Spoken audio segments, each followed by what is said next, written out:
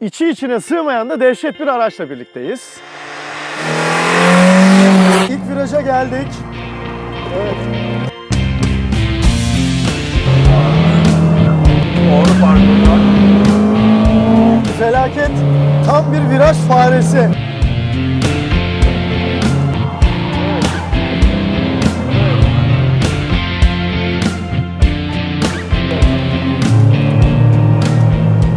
Yüksek sesli bir go-kart'a biniyorum sanki.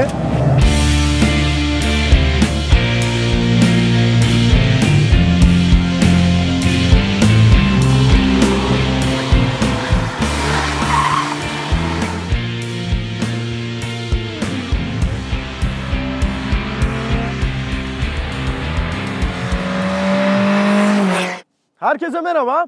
Bugün şeker gibi ama içi içine sığmayan da dehşet bir araçla birlikteyiz.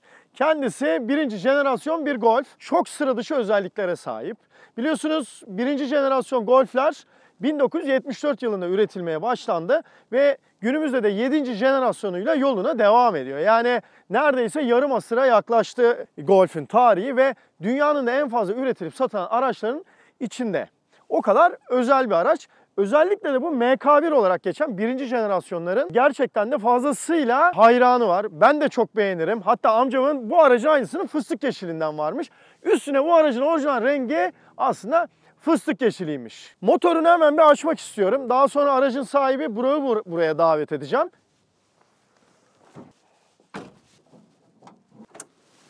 Motorumuz bakın burada küçücük görünüyor değil mi? Şöyle bakıyorsunuz. 1.6 litre bir motorumuz var. Yaklaşık da 120 PS güce sahip. Ama motor bloğu haricinde motorun bütün eklentileri, parçaları, işte egzantrik mili, sübapları Burak'ın elinden geçmiş. Kendisi benim meslektaşım, makine mühendisi ve resmen motoru işlemiş ve inanılmaz bir araç ortaya çıkarmış. Şimdi kendisini çağıracağım.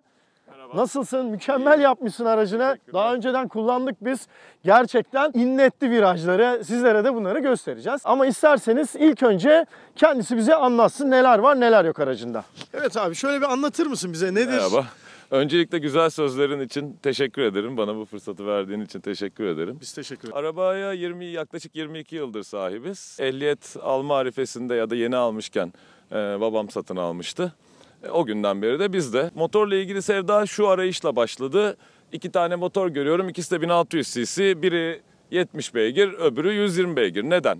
Meslekte makine mühendisi olunca bunun bütün detaylarını öğrendim öncelikle ve o arabanın projesine başlamadan önce yaklaşık 3 yıl kadar parça topladım. Burada motorda yapılan değişikliklerden biraz bahsetmek istiyorum. Gel istersen Evet. başında anlatalım bunu. Motorun orijinali 1.5 litre 70 beygir JB kodlu Volkswagen motoruydu. Motor bloğunu korumak istedim ve bu motor bloğu üzerine neler yapabileceğimi düşünmeye başladım. İlk yaptığım şey 1.6 EG kodlu yani Golf 1 GTI'nin silindir kapağını temin etmekti. Daha sonra Audi 80 ve yine Golf 1 GTI'de kullanılan dövme bir crank buldum. O günlerde bunları temin etmek daha kolaydı Türkiye'de. Şu an oldukça zor. Ve sıfır olarak yine Kolben Schmidt 81 mm pistonlar satın aldım. Bunların hepsi Türkiye'den temin edildi. Emme swaplarında 1.5 milim, egzoz swaplarında 1 milimetre büyütüldü. Bunların hepsini yani kendim yaptım ama başka atölyeleri kullandım diyebilirim. Tanıdığım çoktu. Öyle bir avantajım var. Silindir kapağı porting yapıldı. Egzantrik mili 272 cadde tipi bir egzantrik mili var üzerinde. Onu da Amerika'da internetten tanıştığım bir Türk imal edip yolladı bana. Onun da değişik bir hikayesi var. O da özel imalat yani. O özel imalat. Şöyle şimdi bir otomobil, atmosferik bir otomobilden güç çıkarmanın en kolay yolu yani birinci basamak yapılacak işlemler silindir kapağı. Şimdi bu güç daha fazla da olabilirdi. Yani ben 305 derecelik bir egzantrik de kullanabilirdim ama arabayı çoğunlukla caddede kullandığımız için alt devirleri de öldürmek istemedim açıkçası. Kafayı takmış olduğum bir nokta vardı. Otomobili karbüratörlü yapmak istiyordum. Fakat tabii Weber karbüratörlerin fiyatları çok yüksekti ve manifoldunu temin etmesi de çok kolay değildi. Aslında IDF Weber'ler vardı elimde ama buna ben Yamaha YZF R6'nın 38 mm motosiklet karbüratörlerini taktım. Ve geniş bant bir hava yakıt saatiyle neredeyse mükemmel diyebileceğim bir ayar tuttu şu an. Ama gerçekten çok uğraştım. Yani kaç kere o karbüratörlerin söküldüğünü bilmiyorum yani. Kaç kere söküp taktığımı bilmiyorum. Bu değişken Venturi sistemine sahip 2005 model bir motosikletin karbüratörleri. Üstünde yine kendi yaptığım bir hava filtresi var. Komiktir. Bu hava filtresinin içinde karkas olarak bir kek kalıbı kullanıyorum. Süper. Evet. Bunun dışında şanzımanımız FM kodlu.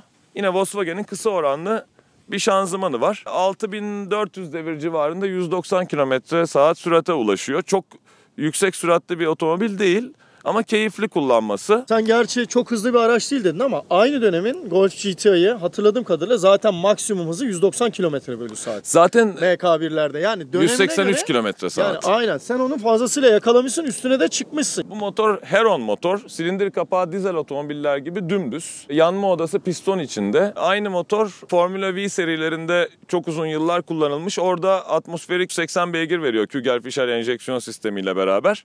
Ondan esinlendim açıkçası. Biraz gönülden hoşuma giden bir tarafı vardı o motorun. Şöyle yani o zaman hani ben pratik bir örnek vermeye çalışayım. Pistonların içinde çanak gibi bir boşluk var. Silindir kapağımız dümdüz. Süpaplar 2 adet onların üstünde düz şekilde duruyor. Ve ne oluyor? İşte yanma odası pistonun içerisinde oluşuyor. Bu çanak içerisinde oluşuyor. Evet, böyle bir detay var. Hani çok iyi bir motor mu? İleriki yıllarda emisyon problemlerinden dolayı vazgeçilmiş ama benim sevdiğim bir motor. Şimdi motor kaputunu kapatalım istersen. Şöyle dışında da bayağı bir özenmişsin. Tamam. Güzel özellikler var. Dış görünüşünü standart korumaya çalıştık. Çok hoşuma giden parçalar jantları. Bu jantlar ATS Cup 15x5,5 inç. Bunlar dövme jantlar. 5.3 kilogram. Aslında ATS Cup jantların Cup ismine almasına neden olan jantlar bunlardır. Çünkü 1977 yılında Scirocco Junior Cup diye bir yarışlar serisi yapılıyor. Onlar için üretiliyor bu jantlar ve benim bulabildiğim bilgiye göre bir 400 adet falan üretilmiş bu jantlardan. Oldukça ender bulunan jantlar. Tamamen şans eseri internet sitesinin bir tanesi üzerinden Türkiye'de ben bu jantları İzmir'den satın aldım zamanında. Ve bu arabanın yapımı için saklamıştım. Jant lastik kombinasyonu toplam 11 kilogramın altında. Yani oldukça hafif. O yüzden çok hoşuma gidiyor. Yürüyen aksamında bir takım değişiklikler yaptık otomobilin. Şimdi motor gücü artıyordu ama zaten standart frenleri yeterli değil bu otomobilin yani. Bu güce uygun bir fren yoktu. Değişik bir yol izledim. Hazır raf ürünü almaktansa daha ekonomik ama verimli bir şekilde bu işi nasıl çözebilirim diye düşündüm. Ön frenler Volkswagen kedi disklerine sahip. Süper. Ticari araç diski. Baş eden bir şey sonuç olarak. Aynen öyle. Fren kaliperleri Vectra A GT'ye ait. Performanslı bir araç sonuçta. Evet, ufak bir modifikasyon yapmak zorunda kaldım uydurmak için ama oldu. Arka tarafta Golf 2 GTI disklerini tornalayıp bir miktar küçülterek kullandım. Fren taşıyıcı kaliperleri alüminyumdan hafif olması için Audi A3 fren kaliperlerini kullandım. Burada tabii arka frenle ön frenin dengesini koruyabilmek adına İçeride bir tane oransal valfimiz var. Arkaya giden fren basıncını kontrol ediyor. Şurada hemen dikkatinizi çekmiştir. Böyle bir file gibi. File demeyelim de tam şimdi benzetme yapamadım. Bunun bir amacı var. Bu aslında yarış aracı gibi görünsün diye değil. Normalde insanlar bunları kedisi köpeği işte neyse artık taşıdığı evcil hayvan kafasını dışarı çıkarmasın diye yaparmış. Ama burada muhafaza ettiği yerde İçi nemlenmesin diye camlarını açık bırakmış Burak. Ama daha sonra kedi girmiş, işte yavrulamış vesaire. O da işi ters taraftan çözmüş. Kafasını çıkarmasın diye değil, kedi içeri girmesin diye böyle bir şey yapmış.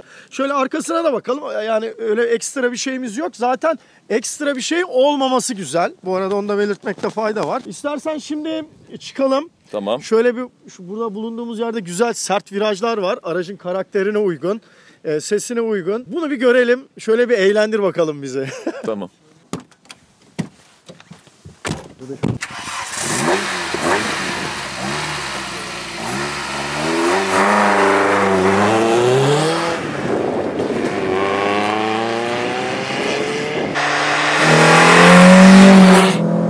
Evet, hızlı sürüşümüze başladık. İlk viraja geldik. Evet. Evet. Abi felaket. Tam bir viraj faresi. Otoban faresi terimine ifadesini biraz geliştireyim. Viraj faresi. Acayip giriyor vallahi viraja.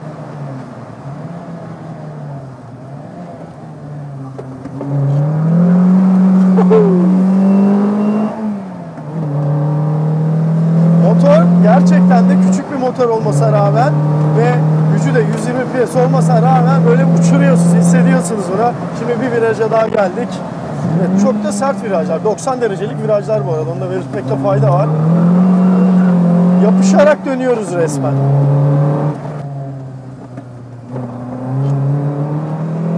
Gerçekten çok güzel yapışıyor virajlarda. Senin de pilotajın da var tabii. Arabayla artık böyle bir arabayı üstüne giymiş gibi olmuşsun. Hissediyorum yani. Herkes de o şekilde kullanamaz çünkü. Arabayı 22 yıldır kullanıyorum. İkinci sahibiydin değil mi abi? İkinci sahibiyiz. Çok küçüktüm aldığımda. Bununla büyüdün yani.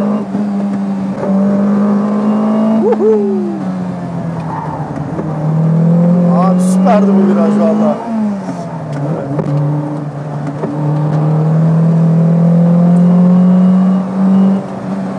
Ya gerçekten müthiş eğlenceli ve go-kart gibi. Böyle çok yüksek sesli bir go-kart'a biniyorum sanki. Şimdi bir de Casis'e geldik. Evet şimdi resmen pimpon topu gibi.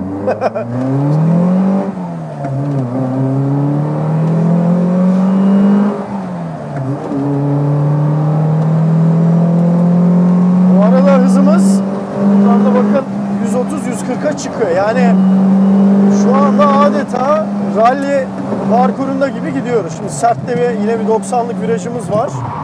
Evet. Evet. Ve de virajı bakın.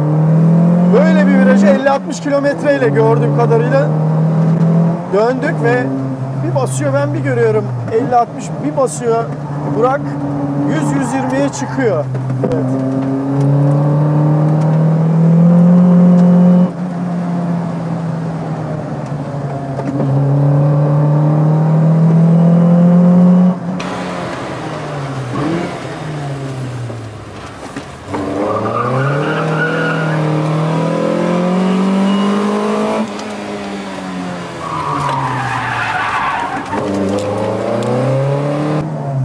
Tam yağ kıvamına geldi yani.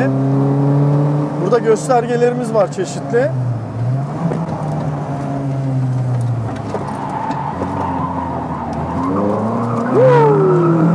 Güzel bir boşlukta. Gerçekten yere yapışıyor araba. Yani böyle ve de bu araç önden çekişli. Burak güzel ayarlamalar yapmış. Sadece motorda değil, süspansiyonda, aktarmada birçok değişik şeyi kendi beklentilerine göre ayarlamış. Araç önden çok az kayıyor ve arkadan kayıyor. Yani normalde bir arkadan çekişli araç gibi onu hissediyorsunuz. Güzel setuplanmış bir önden itişli araç da şöyle görüldüğü gibi oldukça Aynen. keyif veriyor. Doğru parkurda.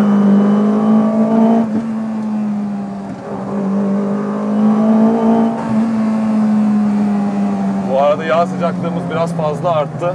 Biraz tempoyu düşürsek iyi olur herhalde. İyi olur. Hem de şunu unuttuk. Aracın dış anlatımında içinden bahsetmedik. Bizim normalde konseptte ne yaparız? İçini anlatırız. İstersen böyle bir aracın da içinde şöyle bir kabaca sen bize bir anlat. Göstergelerimiz var. Zaten tipik klasik MK1 göstergeleri. Evet MK1 ama ekstradan Golf. bir şeyler var. Hı. Belki çekimde denk gelmiştir. Araçta devir kesici bulunmuyor. O yüzden arabanın belli yani şu an 6500 devire set edili durumda. Bir adet shift light'ımız var. Devir 6500'ü bulduğunda bu bana sinyal veriyor vites değiştirmem konusunda.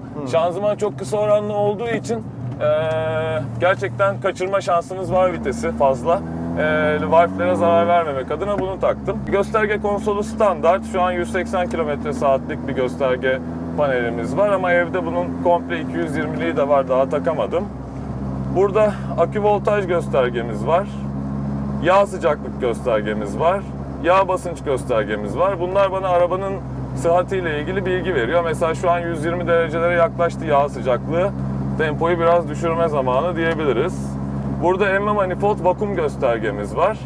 Bunun da birkaç mesela hava alıp almadığını karbüratörün ya da başka bir manifoldla ilgili sıkıntı olup olmadığı konusunda bana bilgi veriyor. Çünkü manifold iki parça kendim ürettim. Bu nedenle kelepçeli birleştiği noktalar var ve manifoldtan hava alması motora fakir karışıma kalıp kalıcı bir zarar verebileceği için böyle bir gösterge taktım.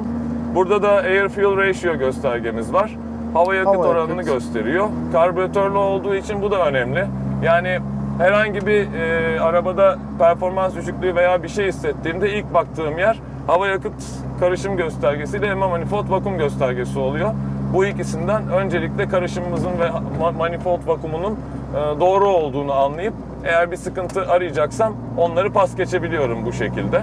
Süper. Onun haricinde ben içine bakıyorum. Şöyle zaten kapı içleri vesaire bazı sportif detaylarla bezenmiş. İşte Evet, cam açma kolları, cam açma kolları vesaire. Onun dışında zaten MK1 Golf'in orijinaline aynen sadık kalınmış. Evet. Çok da güzel olmuş ve direksiyonun da oldukça sportif. Evet, deri direksiyonumuz direksiyon. yine MK1 GTI'ın ilk serilerinde kullanılan bir direksiyon. 78 yılına kadar bu direksiyonu kullanmışlar. Bulmak pek kolay olmadı ama bulaştık en sonunda. O da çok yani orijinal direksiyon. Orijinal direksiyon, evet. Hatırlıyorum böyle göbeği göbük bir şekildeydi. Ve gerçekten araç çok güzel. Arka koltuklar yok. Aracın şu anda konsepti gereği. Aküsü orada. Evet, ağırlık merkezini ayarlamak için öyle yaptık. Düşünün o kadar ince ayarlar var burada. Yani akünün ağırlığı ne kadar tahmin ediyorum. Akü 2-3 kilo, küçük bir akü çünkü. 3-4 kilo desen onu bile düşünmüşsün. Yani güzel biraz de da olmuş. motor içi temiz gözüksün diye Doğru, aslında o da aldık. güzel bir şey. Koltuklarımız bu arada Recaro. O da güzel. Bu araca çok hoş bir şekilde uymuş. Zaten aracın karakterine de fazlasıyla uygun ve böyle bir araçta, sert virajlara girdiğiniz bir araçta böyle yan destekler olan spor koltuklara zaten ihtiyacınız var. Şimdi istersen şöyle bir şey yapalım ve videomuzu sonlandıralım, sürüşümüzü. Düz bir yer bulalım ve bir 0-100 yapalım.